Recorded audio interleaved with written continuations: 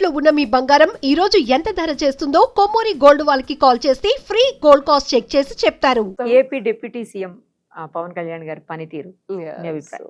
Deputy CM Pawan Kalyan గారు అంటే అసలు ఆయన రాజకీయాల్లోకి చాలా సుదీర్ఘ కాలంలో ఉన్నప్పటికీ ప్రభుత్వంలో కొత్తగా వచ్చిన తర్వాత చాలా పాపం ఆయనకంటే ఉన్నటువంటి కూడా మంచి పెద్ద పెద్ద శాఖలే బాగా మార్పు రావాల్సినటువంటి శాఖలు చాలా అట్టడుగు వర్గాలు అంటే అటవీలో కానివ్వండి ఉన్నటువంటి వాళ్ళందరూ ఆయన ప్రత్యక్షంగా వెళ్ళి చూసి వాళ్ళందరితో కలిసి మాట్లాడుతూ అక్కడికక్కడ ప్రాబ్లం రిజాల్వ్ చేస్తున్నారు. ఎట్ ద సేమ్ టైం రాష్ట్రంలో కొన్ని జరుగుతున్నప్పుడు రాష్ట్ర ప్రభుత్వాన్ని కూడా తనదైన శైలిలో ఆయన చురకలు అంటిస్తూనే సలహాలు సూచనలు కూడా చేస్తున్నారు. భాగస్వామిలాగా ఉన్నాను కదా అని చెప్పని పూర్తిగా కూడా అంటే చెప్పాలి కదా. ఇప్పుడు బీజేపీ కూడా మేము చెప్తూనే ఉన్నాం, మా రిప్రజెంటేషన్స్ ఇస్తూనే ఉన్నాం. ఓకే, కొన్ని అంశాలు వస్తాయి, దానికి సంబంధించినటువంటిది మేము రిప్రజెంటేషన్ ఇస్తున్నాం.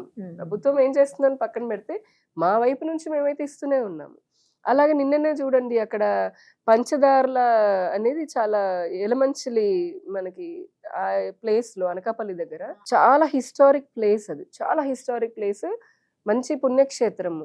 అండ్ అక్కడ మైనింగ్ కి అక్రమంగా ఇచ్చిన దానికంటే బాగా తవ్వేస్తున్నారని చెప్పని పెద్ద ఎత్తున సోషల్ మీడియాలో వచ్చింది. వాస్తవంగానే జరుగుతున్నట్టుందని ఆ మైనింగ్ కి నిన్న పవన్ కళ్యాణ్ గారు ఆర్డర్లు ఇచ్చారు, గవర్నమెంట్ కి చెప్పారు మొత్తం క్యాన్సిల్ చేసి పడేయండి అని, మీరు రిపోర్ట్ తీసుకోండి అని, అవసరమైతే వాళ్ళకి జరిమానా వేయండి అని లేటెస్ట్ ఉదాహరణ ఇస్తున్నారు.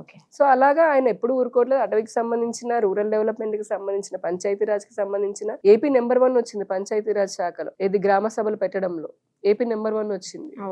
అది వీరి ఆధ్వర్యంలోనే. సో అట్లాగా పవన్ కళ్యాణ్ గారు అటు కేంద్రంతో అంటే పార్టీ పరంగా కూడా కూటమిని సమన్వయం పరచడంలో ఇటు టీడీపీని గాని అటు బీజేపీని గాని చాలా బలమైనటువంటి ఒక శక్తిలాగా ఉన్నారు. అలానే ఒక మంచి మిత్రుడిలాగా బీజేపీకి ఉంటూ ఇటు ప్రభుత్వంలో కూడా నాకు తెలిసి ఆయన చాలా మంచి పవర్ఫుల్ రోల్ ని ప్లే చేస్తూ ప్రజలకి బాగా పని చేస్తున్నారనేది నేను చూస్తున్నటువంటిది ఒపీనియన్. లోకేష్ గారి నాయకత్వం యువతలో ఎలాంటి ప్రభావం చూపిస్తుంది?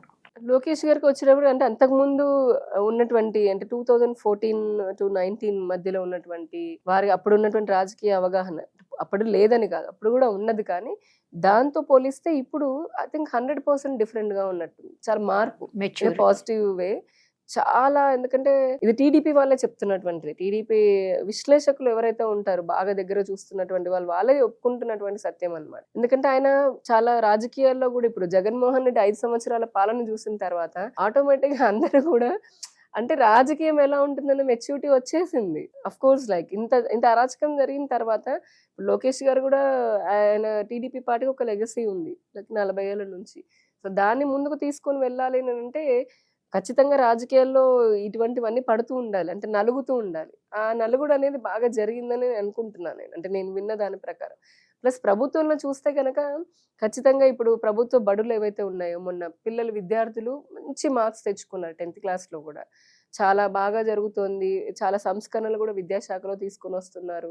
ఐ థింక్ పేరెంట్స్ అండ్ పిల్లలు కూడా చాలా హ్యాపీగా ఉన్నారని మనం చూస్తున్నాము. దాని రిజల్ట్స్ కూడా మనకు కనపడుతున్నాయి. జత్వానీ కేసులో సిఐడి తాజాగా వేసినటువంటి ఛార్జ్ షీట్, ఆవిడ కేసుకి సంబంధించి అప్పుడున్నటువంటి ప్రభుత్వము అంటే వారి స్వార్థం కోసం అనుకోండి, లేకపోతే కనుక రకరకాల కారణాలు, రాజకీయ కారణాలు, ఏదో ఒక రకంగా అప్పుడు కొన్ని ఛార్జ్ షీట్లు వేయడం జరిగింది. ఆవిడ ఇచ్చిన కంప్లైంట్ అనుకోండి 2 డిఫరెంట్ కేసెస్ లాగా చూస్తే కనుక మనం, అది ఆవిడ ఒకటి ఇచ్చింది, వైసీపీ నుంచి కూడా ఇంకొకటి ఇవ్వడం జరిగింది విజయవాడ అతను. సో దీనికి సంబంధించి తర్వాత జరిగింది. ఇప్పుడు మొన్న సిఐడి వాళ్ళు అందులో ఒక కేసులో వాళ్ళు మళ్ళీ దర్యాప్తు మరింతగా చేయడము, ఆవిడకి సంబంధించిన తల్లిదండ్రులు కానీ కుటుంబానికి సంబంధం ఏమీ లేదు అన్నట్టుగా చెప్పడము, అలానే మిగతాది ఐపీఎస్ లకి సంబంధించి కూడా ఇంకా దర్యాప్తు జరుగుతుంది. అంటే ఎవరైతే సస్పెన్షన్ లో ఉన్నారో వాళ్ళకి సంబంధించి కూడా ఇంకా సిఐడి దర్యాప్తు జరుగుతూనే ఉంది. అవంతా పూర్తయి బయటకు వస్తే గానీ మనం ఏం చెప్పలేం. ఏదేమైనప్పటికీ నాకు తెలిసినంత మటుకు ఇక్కడ అందరూ విక్టిమ్ కార్డు ప్లే చేశారు, అందరూ కూడా స్మార్ట్ గా ఎవరి పాత్ర వాళ్ళు పోషించారని అనుకుంటున్నాను. దానికి రాజకీయాలు కూడా తోడైనాయి. పూర్తిగా సిఐడి దర్యాప్తు పూర్తయి అసలు వాస్తవాలు ఏంటి అని బయటకు వస్తే గానీ దీని గురించి ఇంకా ఫర్దర్ గా ఏం మాట్లాడడానికి అంటే ఏం లేదు. సాయి కృష్ణ ఇష్యూ కూడా అంటే 2 things అండి. ఇక్కడ ఒకటి మనం చూస్తే గనక అతను ఖచ్చితంగా మాదక ద్రవ్యాలకు అలవాటు పడినటువంటి వాడు, రౌడీ షీటరు, కేసెస్ ఉన్నాయి చాలా అతని పైన ఉన్నాయి. స్పాయిల్డ్ కిడ్ అంటే చెప్పాలంటే ఇంకా బాగా చెప్పాలంటే, అయినప్పటికీ కూడా ప్రభుత్వము సరే అతన్ని అరెస్ట్ చేసిన విధానం కానీ, అంటే ప్రభుత్వం కాదు, ఆ సిఐ నాగరాజు, particular గా. స్టేషన్ సిఐ నాగరాజు అని ఉన్నారో ఆయన, అంటే మనకు ఉన్నటువంటి రిపోర్ట్లు పోలీసులు చేసిన దాని ప్రకారమే చెప్తున్నాను నేను. ఆయన అరెస్ట్ అంటే వాళ్ళ టీం కానీ అరెస్ట్ చేసినటువంటి విధానము, లేదంటే అతన్ని హెరాస్ చేసినటువంటి విధానము, లేదా అతని మరణానికి కారణమైనటువంటి విధానము ఖచ్చితంగా ఇది అప్రోప్రియేట్ కాదు. అంటే చట్టానికి ఇప్పుడు మనం ఇంతలాగా చేతుల్లోకి తీసుకోవాల్సినటువంటి అవసరం లేదు. మరి అక్కడ ఉన్నటువంటి కారణాలు అంతర్గతంగా ఏం కారణాలు ఏదైతే తెలియదు, కానీ ఏది ఏమైనప్పటికీ అలానే ఇతనేం పూర్తిగా ఏదో అంటే ఇతను సమాజంలో నిజంగానే ఇబ్బంది కలిగించే విధంగానే ఉన్నాడు. ఎట్ ద సేమ్ టైం అలానే అతని మరణాన్ని ఈ విధంగా ఉండాల్సినటువంటి అవసరం కూడా లేదు. అంటే చట్టాన్ని ఆ సిఐ నాగరాజు విపరీతంగా చేతుల్లోకి తీసుకున్నాడు అనేది మనం చూసాం. అంతలాగా కూడా అవసరం లేదు. ఖచ్చితంగా చట్టపరంగా చట్టానికి లోబడి ఎవరైనా చర్యలు తీసుకుంటే శిక్ష పడేలాగా చేస్తే సరిపోయేది కదా. అలా కాకుండా ఇప్పుడు ఇలాగా అలానే ఇట్లా జరిగినంత మాత్రాన అతను రౌడీ షీటర్ కాకుండా పోడు. 2 యాంగిల్స్, అతను ఎంత చెడ్డవాడు అయినప్పటికీ కూడా ఏ కారణంతో ఏమున్నప్పటికీ చట్టానికి లోబడి శిక్ష పడి ఉంటే ఇంకోలాగా ఉండేదేమో. అంటే అది జరగాల్సిన విధానం అది, కానీ జరిగింది ఇది. దీన్ని రాజకీయంగా చాలా మంది ఉపయోగించుకొని కాపు, ఇక్కడ ఏంటంటే ఇద్దరు కాపులే, Saikrishna and CI Nagaraju. Okay, అక్కడ ఏదో మధ్యలో జగన్మోహన్ రెడ్డి వైసీపీ మళ్ళీ ఇక్కడ కూడా ఏదో లాభపడదాము అని చెప్పని కూడా చాలా వాళ్ళు జిమ్మిక్లో ట్రై చేశారు. But anyway I think case అది వాళ్ళు దర్యాప్తు చేశారు, ఆయన రిమాండ్ కూడా పంపించినట్టున్నారు. అవును. So police they are doing their duty now. ఇప్పుడు లేటెస్ట్ గా చూసాము తమిళనాడులో విజయ్ గారు సినీ జీవితం నుంచి రాజకీయాల్లోకి వచ్చిన తర్వాత ఇక్కడ కూడా త్వరలో అల్లు అర్జున్ గారు వస్తున్నారని, ఎన్టీ రామారావు గారు వస్తున్నారని, అదే జూనియర్ ఎన్టీఆర్ గారు వస్తున్నారని, తర్వాత త్వరలో ధనుష్ గారు కూడా వస్తున్నారని చెప్పేసి వినిపిస్తుంది. వీటన్నింటి మీద మీ కామెంట్ ఏంటి? ఇంత స్పెక్యులేషన్స్ గురించి నేనైతే మాట్లాడడానికి ఏమీ లేదు, కానీ నేను ఒకటే చెప్పదలుచుకున్నాను. ఏదైనా సరే ఒక కన్స్ట్రక్టివ్ రాజకీయాలు అంటే ప్రజాస్వామికంగా ఉంటేనే, ఇప్పుడు కాలం మారింది, సోషల్ మీడియా తనంతో యువత అంటే కొత్త ఓటర్లు చాలా మంది వచ్చారు.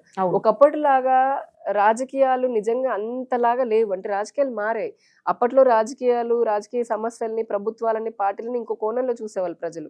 ఇప్పుడు ఏంటంటే వాళ్ళకి ఏం వస్తుందా, ఏం పథకాలు వస్తాయా, ఏం ఉచితాలు వస్తాయా, లేకపోతే కనుక ఇంకోట మనకు నచ్చిన నాయకుడు వస్తున్నాడా, అది సినీ వాళ్ళు కానివ్వండి, క్రికెట్, అంటే వాళ్ళకి నచ్చిన విధంగా యువత ఒక రకమైనటువంటి, ఇంకొక రకమైనటువంటి యువత ఏంటి, వాళ్ళకి డెవలప్మెంట్ కావాలి, లేదంటే వాళ్ళకి సుస్థిరమైనటువంటి ఆపర్చునిటీస్ కావాలి, ఫ్యూచర్ ఆపర్చునిటీస్ బాగుండాలి, వాళ్ళ కెరియర్ బాగుండాలి, వాళ్ళ ఇన్ఫ్రాస్ట్రక్చర్ బాగుండాలనే ఆలోచనతో ఉంటున్నారు. సో దీని ప్రకారం ఇప్పుడు తమిళనాడులో కూడా ఎన్నో ఐ థింక్ దశాబ్దాల నుంచి పెరియార్ వాదంతో అటు అసలు నిజంగా చెప్పాలి తమిళ వాళ్ళ ఆత్మస్థైర్యాన్ని దెబ్బతీస్తూ వచ్చింది డిఎంకే.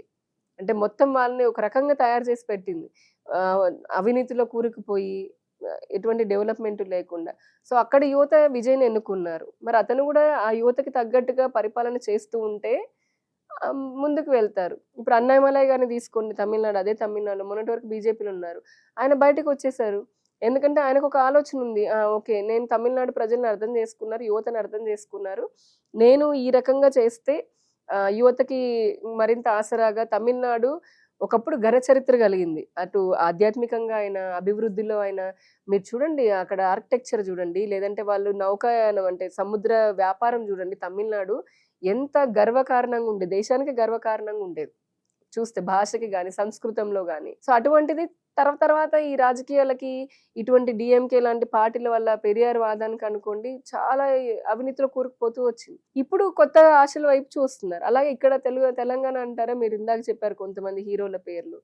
సో వాళ్ళు మరి వాళ్ళ అభిమానులు కోరితే వాళ్ళు రావచ్చు. గతంలో కూడా కొంతమంది వచ్చారు, పార్టీలు పెట్టారు, కొంతమంది నిలబడగలిగారు, నిలబడలేకపోయారు. ఏదేమైనప్పటికీ కేవలము అంటే ఆ పాల మీద పొంగులాగా, అంటే ఫస్ట్ పొంగులాగా ఉండొచ్చు, కానీ ఇది ఒక పెద్ద ముళ్ళ కిరీటం. ప్రభుత్వాన్ని ఏర్పాటు చేయడం, లేదా రాజకీయాలు ఉండడం, పార్టీలాగా అనేది నిజంగా చాలా కష్టమైనటువంటి పని. దానికి అంత పూర్తి స్థాయిలో కమిట్మెంట్ ఉండి నిజంగా ప్రజలు ఆదరించే రీతిలో ప్రజల అర్థం చేసుకుంటూ వారి సమస్యను ముందుకెళ్ళిన వాళ్ళు ఎవరైనా సక్సెస్ సాధిస్తారేమో. ఎవరైనా మంచి చేస్తుంటే వాళ్ళని ఆహ్వానిస్తాం, అంతే, ఎవరైనా ఆహ్వానిస్తారు, మంచి చేయాలి. అంటే అరాచకవాదాలు లేకపోతే మళ్ళీ ఇంకో రకంగా ఉంటే ప్రజలే వాళ్ళకి బుద్ధి చెప్తారు. ఆంధ్రాలో చూసారు మీరు. సుమన్ టీవీలో మీ పర్సనల్ అండ్ బిజినెస్ ప్రమోషన్స్ కోసం కింది నెంబర్కి కాంటాక్ట్ చేయండి.